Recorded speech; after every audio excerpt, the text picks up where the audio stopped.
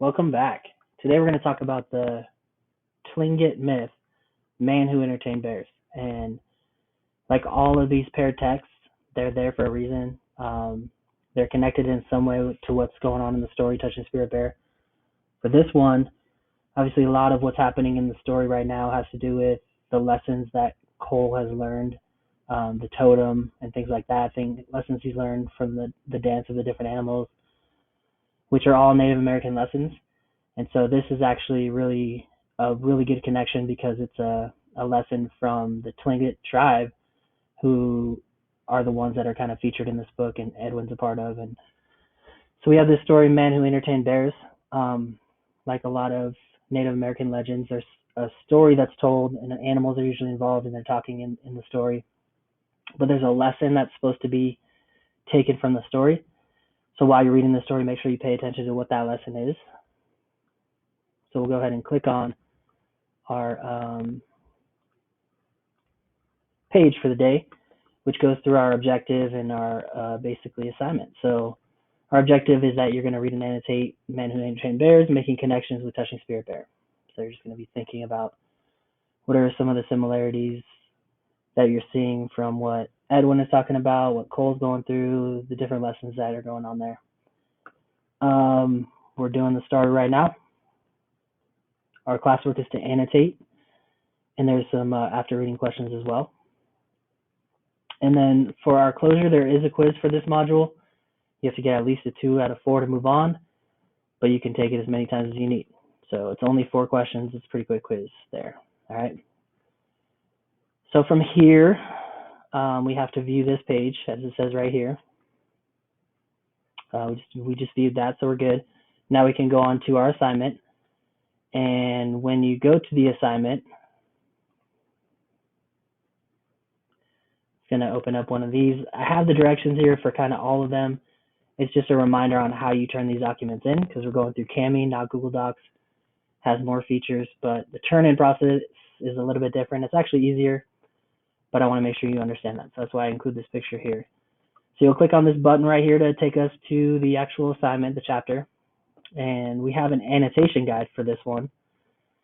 So make sure when you're annotating, it's not our normal 3 things. It's this guide. So you have to look for at least 2 passages or sentences you have questions about, 1 passage that connects to something you already know, 3 to 5 vocab words, 3 to 5 key details or events. All right.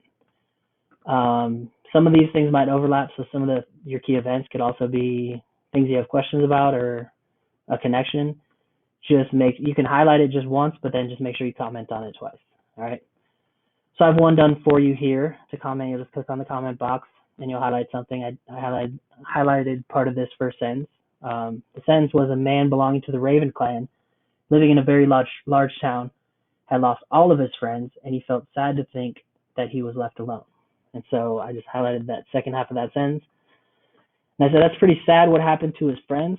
What happened to all his friends? That's my question there. We don't know. So that's a good question. You can use that one. And then you got to hit start. Remember, you got some different features on here, so you can do a video comment. If you want to mess with that, you can. But all I'm requiring is just our basic regular comments. All right. You can add additional text boxes and things like that. You can find images from the internet. I showed you how to do that on the last video. So just make sure you go through, do the annotation guide. At the bottom, we have a couple questions, 3 questions. Make sure when you're answering these questions, you're using evidence, explaining yourself. For some of you, that's the difference between getting a 2 and a 3 or a 3 and a 4. So just make sure you're using evidence and explaining how your evidence. That's the biggest one. Some of you guys are using evidence, but you're not explaining how that evidence supports your answer. So you have to make that really clear to me for me to give you a 4 on that, because you're trying to demonstrate a high level of understanding. All right. So once you finish that there's a turn in button up here, as you can see right here, where it says like turn in, and yeah, you'll just turn it in. When I'm done with that, I'm going to go on to the quiz. And so that's not what I want to show you. Spoiler alert, That's one of the answers, which is fine. But you'll take the quiz and do your best on it and try to get a 2 out of 4 at least. Most of you will get a 4 out of 4. You're getting really high score on these quizzes. And let me know if you have any questions. Easiest way to ask me questions is the inbox right here. I check it often, all day, all the time. Also, the school email is fine as well. So let me know if you have any issues.